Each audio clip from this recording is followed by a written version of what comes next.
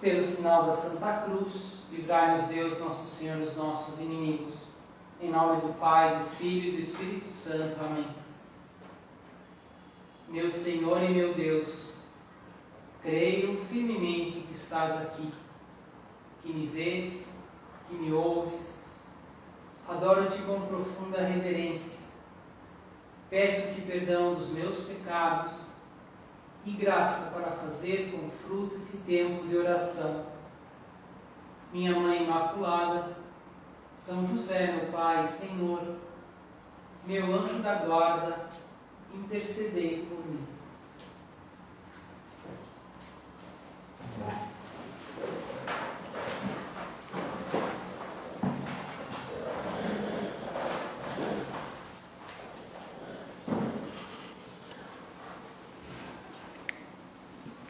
Então, como estamos no mês de maio, né? Hoje é a primeira meditação do mês de maio, então vamos falar um pouco sobre Maria Santíssima, Nossa Senhora, porque se a gente pensa na história de Cristo, né? A gente pensa o centro da fé cristã é que Jesus Cristo, né? É seguir Jesus Cristo, né? Que Jesus Cristo é o próprio Deus que se encarnou, que se fez carne.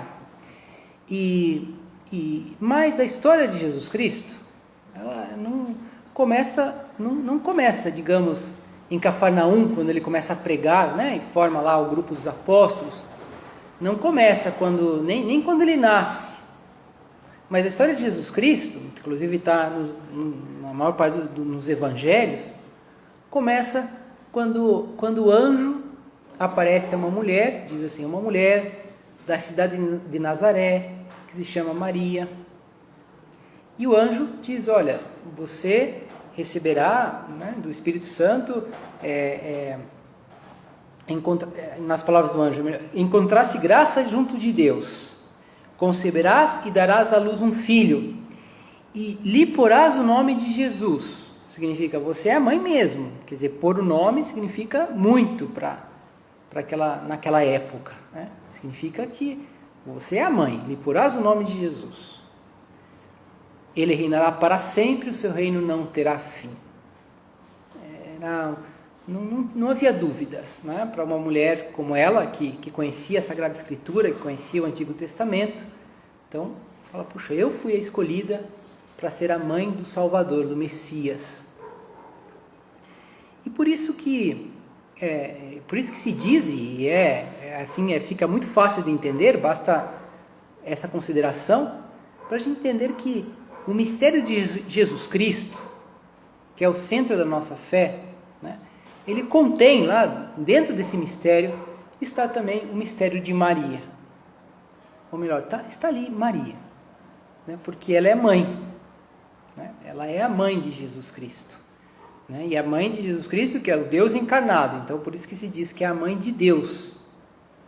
É algo que a gente está acostumado, talvez, o católico, né, está acostumado a dizer isso, Santa Maria, mãe de Deus, mas se você para pensar, é algo tão grandioso, é algo tão assim, que até muitas pessoas duvidaram. Vocês conhecem aquela história, né, do Concílio de Calcedônia, que Nestório era um bispo muito reto, né? Muito reto, ele queria entender bem o mistério de Cristo. Ele fala, não, peraí, Jesus Cristo, não dá para dizer que Maria é mãe de Deus, porque Jesus Cristo talvez não seja o Deus mesmo, totalmente, ele é uma pessoa muito especial, mas, enfim, havia aquela confusão do arianismo naquela época.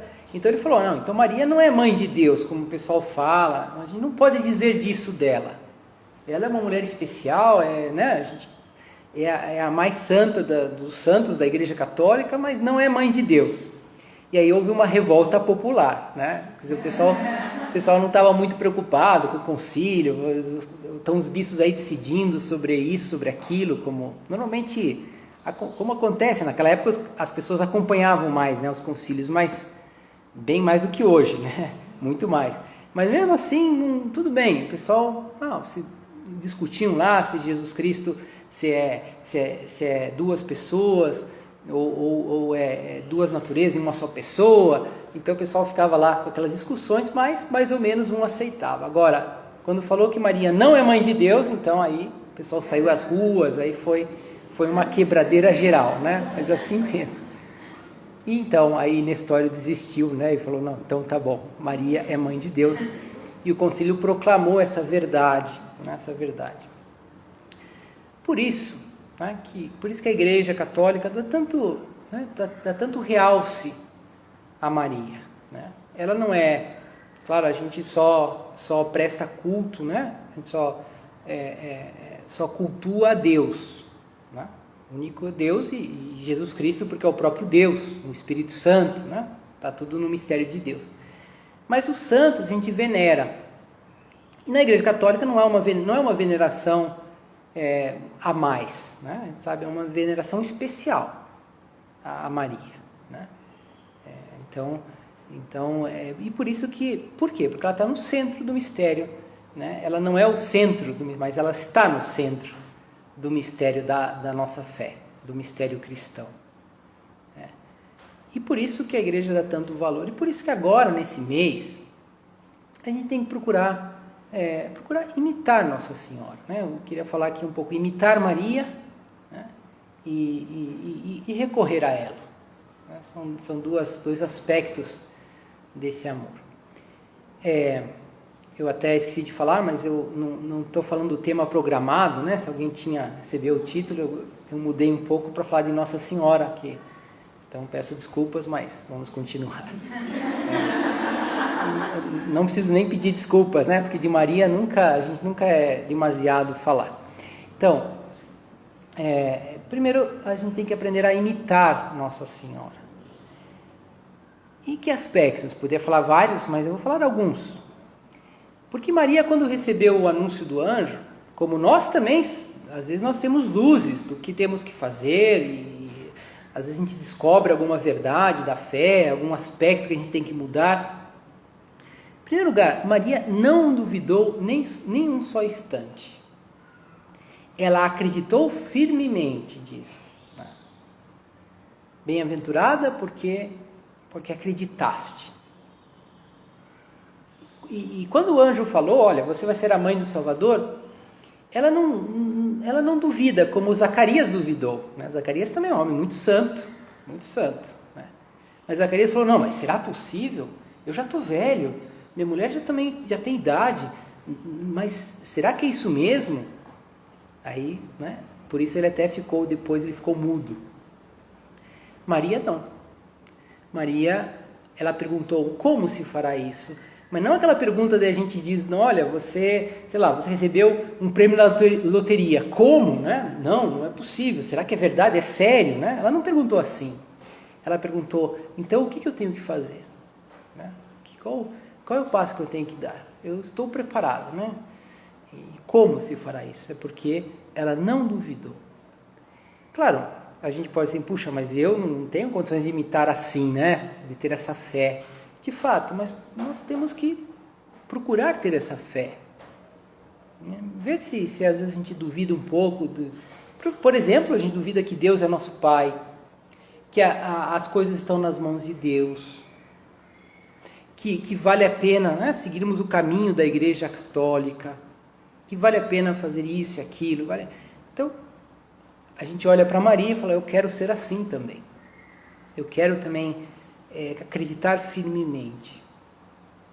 Depois, outro aspecto, que quando Nossa Senhora recebeu esse anúncio, ela imediatamente se aderiu à vontade de Deus. Mas por quê? Porque antes ela tinha aderido já, né, no Antigo Testamento, as palavras do Antigo Testamento ela conhecia, né? Então ela queria fazer a vontade de Deus, já estava plenamente unida a Deus. A partir desse momento, essa união ficou tão forte que ela passou a ser a mãe, né, do próprio Cristo. Mas depois, quando Cristo nasce, ela, além de cuidar da sua criança, que isso até, podemos dizer, foi a parte talvez mais fácil da vida dela, depois, quando seu filho cresceu e Jesus passou a pregar publicamente, ela continuou acompanhando Jesus. E estava unida a Cristo. E quando Cristo morreu na cruz, ela estava lá. Poderia é fácil imaginar, puxa, ela é uma mulher no meio daquele, né, daquela crueldade, ela poderia perfeitamente falar, puxa, eu não tenho condições, eu não tenho como ir, eu vou ficar aqui unido a ele, aqui na minha casa. Já seria uma grande coisa, né? Mas ela foi. Quer dizer, e a gente percebe também no Evangelho, muitas passagens aparece Cristo, chega uma hora que ele está fazendo milagres, aí alguém chega e se aproxima de Cristo e diz, olha, a tua mãe está aí. Quer dizer, ela estava junto de Jesus. Na medida que também, como uma mãe boa, né, que não quer também se meter nas coisas do filho, mas ela estava lá.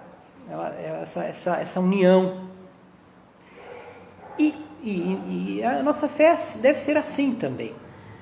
Né? Eu quero estar unido a Cristo. E, por exemplo, nós estarmos unidos a Cristo é buscar a oração, buscar pensar na nossa vida diante de Deus, pedir luzes, e podemos pedir a intercessão de Maria, já vou falar disso, para que a gente conheça a vontade de Deus, cumpra a vontade de Deus. Isso é estarmos unidos a Jesus Cristo. Depois, Maria, um terceiro aspecto que a gente pode imitar, ela teve essa fé plena, ela estava unida a Cristo e ela cumpriu a sua missão. E no caso, a gente pode pensar na missão dela, quando Cristo já morreu, né? E depois Cristo deixou esse mundo na ascensão, aí a missão dela ficou ainda mais clara. Né? Ainda mais clara, que a missão dela ser a mãe dos discípulos, de ser a mãe da igreja. Né? Porque na medida que ela assumiu a ser mãe de Jesus, ela passou a ser mãe de todas as pessoas que se unem a Cristo. A igreja nada mais do que isso. Né? Nós estamos unidos a Cristo através dos sacramentos, através das verdades da fé, e nisso ela é mãe também. Mas podemos imaginar naquela época, quer dizer, não é só imaginar, isso aconteceu mesmo, mas como a gente tem que imaginar um pouco, né? Que quando Jesus subiu aos céus, ou mesmo quando Jesus acabou de falecer, o que faziam os apóstolos? Iam até Maria, iam até a casa dela. Eu gosto sempre de imaginar, São Pedro, ele ficou muito doído porque tinha traído Cristo, então ele queria pedir desculpas. São Pedro era assim, ele queria fazer tudo rápido, tudo ao mesmo tempo, né? Ele não esperava muito. Então o que eu vou fazer? Eu vou lá pedir desculpas para Maria, né? Eu vou lá para estar com ela, eu vou fazer alguma coisa por ela, porque eu quero fazer alguma coisa por Cristo. Ela teve esse papel, né? Esse papel. E aí aparece, diz o Evangelho, quando os apóstolos rezavam, eles se uniam junto a Maria. Eu acho que, eu pensei um pouco, talvez sejam esses os aspectos mais profundos, mais importantes que todos nós temos que imitar Maria, né? Porque na verdade tudo isso é nosso caminho da fé, nosso caminho para Cristo. Mas se a gente olha assim, Nossa Senhora com esses aspectos, o que ela foi, digamos, a gente tem uma luz para a nossa fé, para o nosso caminho, prático, né? De imitação mesmo. Eu quero fazer isto. Por isso também a Maria é considerada mãe da esperança. A gente tem esse costume aqui na obra, no Opus Dei, que todas as vezes que a gente termina algum ato de piedade, né, alguma oração, a gente faz essa jaculatória. Santa Maria, esperança nossa. Por quê? Né? Porque todos nós, quando a gente para pensar, quando se coloca diante de Deus, acho que todos nós temos essa sensação, puxa, que longe estou de Deus, né? Que longe eu sou da santidade. E a gente pode até ter, em algum momento, até duvidar um pouco, ou achar que a gente nunca vai conseguir. E Maria, e claro, porque Jesus é o próprio Deus, né? E Maria é uma criatura que teve essa união com Deus. Uma criatura como nós, né? Vamos assim, Maria não é, digamos assim, não faz parte da divindade. Ela é uma mulher como cada um de vocês. Mas, claro, ela teve esse aspecto, né? Essa sua vida, uma vida íntegra, total, de amor total a Deus. E é como acho que Deus quis assim, em parte, para que nós, seres humanos, olhemos para Maria e pensemos, eu também posso seguir por esse caminho. Maria, por exemplo, é a nossa esperança porque ela está no céu, ela está em corpo e alma no céu, ela teve esse privilégio de Deus, entre outros, né? Mas de ser levada ao céu diretamente e está lá. E nós somos essas pessoas que nós vamos chegar lá. Ela está lá nos esperando, ela está aqui intercedendo, por isso é a esperança nossa. Sabiam? E portanto, né, eu acho que a atitude que todo fiel, todo cristão, quase que naturalmente vai conquistando, vai tendo, talvez desde criança, quando nós aprendemos que a gente tem uma mãe no céu, é recorrer a ela. Recorrer a ela. Por isso que, às vezes, algumas pessoas até estranham, as pessoas que não são católicas, estranham, nossa, mas vocês ficam Maria, Maria, Maria, parece que vocês estão diminuindo o papel de Deus e Cristo. E falam, não, é porque ela sendo a mãe, ela é como uma ponte, né? A gente quer chegar a Cristo, mas a gente vai pelo caminho que a gente vê que é mais fácil, que nós precisamos, né? Porque isso é muito humano. E por isso não é que a gente coloca Maria na frente, né, de Deus, mas é porque ela está no centro, né, do mistério de Deus e a gente vai pelo caminho mais fácil, né? É uma ponte que nos leva a Deus. E por isso nós temos que pedir. É natural recorrer a ela, né? Esse é o segundo aspecto da nossa meditação, contar com a sua intercessão. Vocês sabem qual é a oração mais antiga, uma das orações mais antigas da Igreja Católica, do cristianismo? É essa que todos os católicos piedosos sabem de cor, né? Diz, a vossa proteção nós acolhemos, Santa Mãe de Deus, não desprezeis as súplicas que em nossas necessidades vos dirigimos, mas livrai-nos sempre de todos os perigos, ó Virgem gloriosa e bendita.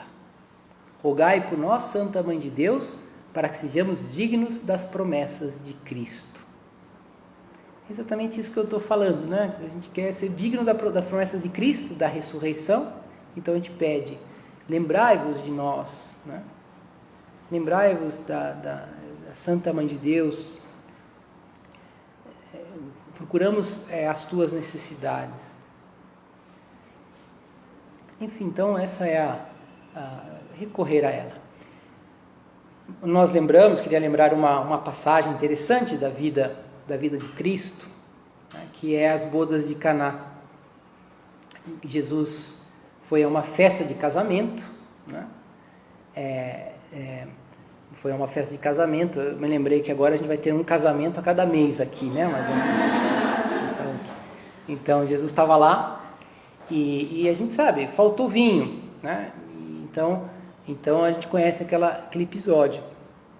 De repente Maria chegou e falou para o seu filho, eles não têm vinho. E Jesus, isso ficou registrado no Evangelho, é algo do Espírito Santo. Jesus falou, mulher, que era uma forma carinhosa de se dirigir, como se fosse mamãe, né? Não chegou a minha hora. É como dizendo assim, não está disposto no plano de Deus que eu faça esse milagre agora. Eu ainda não comecei a minha vida pública. Mas ele atende a sua mãe. Não foi que Jesus viu, ele viu também, claro, natural que Jesus percebeu, né? Sabia que faltava vinho. Enfim, não era algo também de vida ou morte, né? Talvez o casal ia ficar um pouco envergonhado ali, né? Mas o pessoal já deveria ter bebido bastante, né? Já estava no final da festa.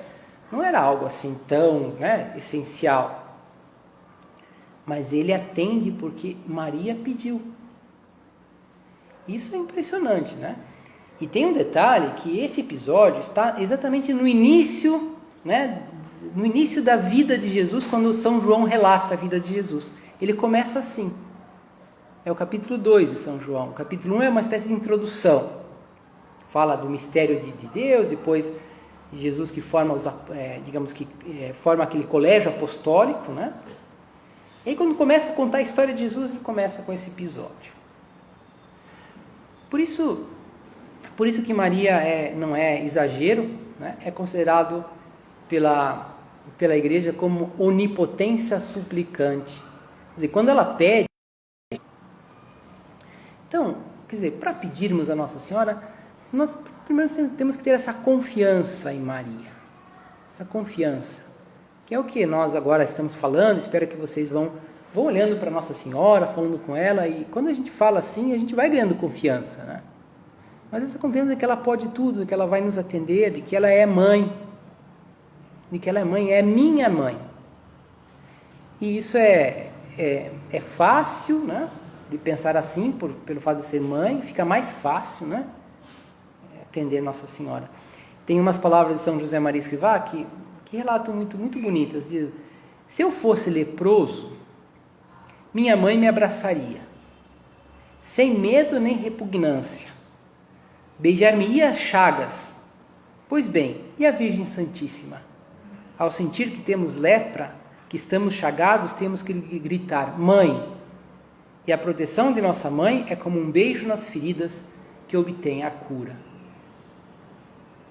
É tão fácil, né? Mãe. É o que nos vem à cabeça, à boca, né? Talvez uma criança pequena fala: Mãe. E nós, no fundo, temos que fazer a mesma coisa. Então, ter essa confiança.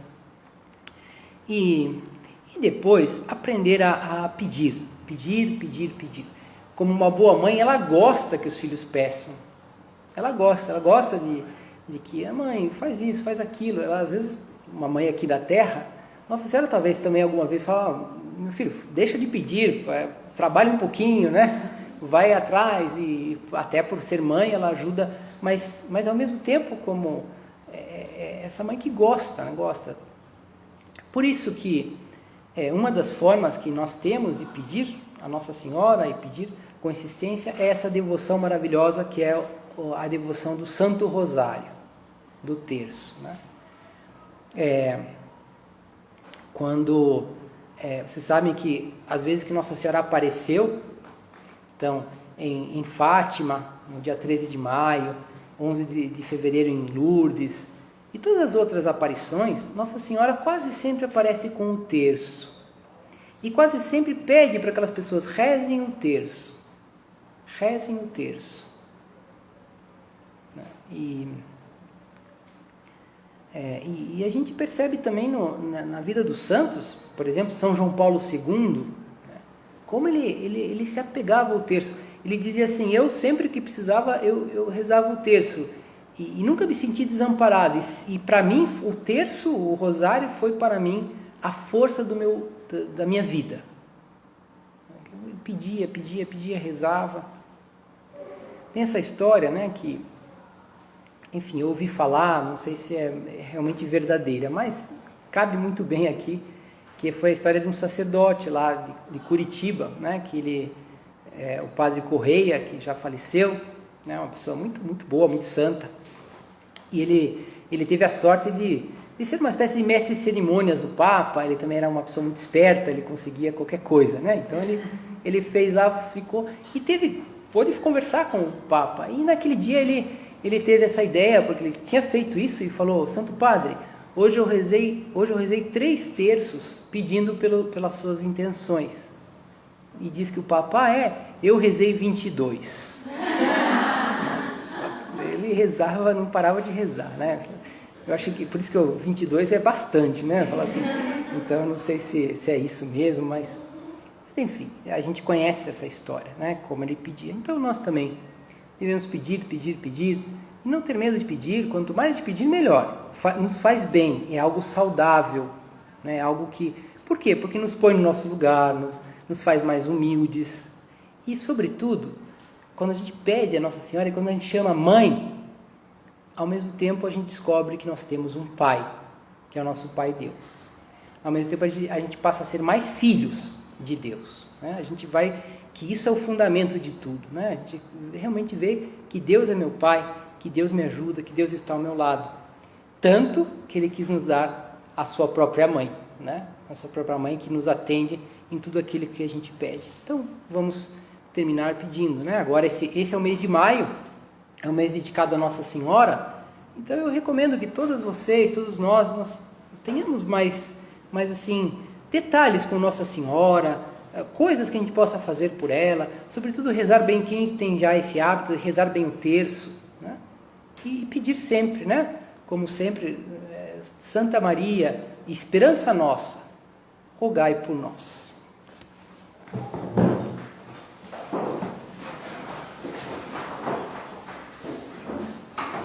Dou-te graças, meu Deus, pelos bons propósitos, afetos e inspirações que me comunicaste nesta meditação.